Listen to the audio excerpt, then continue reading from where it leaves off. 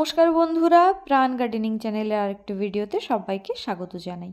বন্ধুরা, এই অ্যাস্টার গাছটা আমি এরকম ছোট অবস্থায় প্রতিস্থাপন করে তোমাদের দেখিয়েছিলাম। তো তারপর কিভাবে কি রকম পরিচর্যা হবে সেই সংক্রান্ত ডিটেল তথ্য আমি আমার ভিডিওতে আলোচনা করেছিলাম।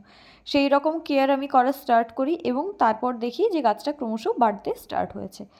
আমি গোটা কেয়ারটা কমপ্লিট করতে পারিনি, আমার ব্যস্ততাবশত আমি খাবারও খুব একটা বেশি দিতে পারিনি। এর মাঝখানে হয়েছিল কি, যে গাছটাতে আমার মাকড়ের আক্রমণ হয়েছিল।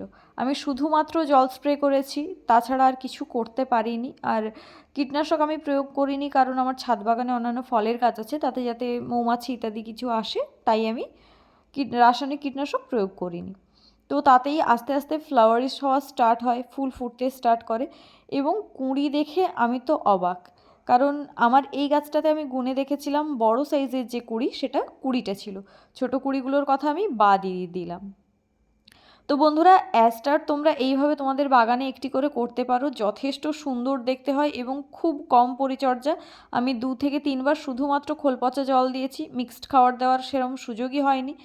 আর হলুদ যে অংশটা আছে এর, সেই অংশটা যখন ফুল শুকিয়ে যাবে ওটা ধীরে ধীরে কালো হয়ে যাবে এবং ওটা বীজে কনভার্ট হয়ে যাবে। তো তোমরা সেই বীজগুলো হালকা করে ফাঙ্গিসাইড লাগিয়ে কোনো ঠান্ডা জায়গায় কালেক্ট করে রেখে দিতে পারো। ওগুলো কিন্তু পরবর্তী বছরে দুর্গাপুজোর পরে বা ওই সেপ্টেম্বর মাসের পরে ওটা ছড়িয়ে দিলে কিন্তু ওর থেকে অজস্র পরিমাণে গাছ বেরোবে, আর চারার কোনো রকম অভাব হবে না।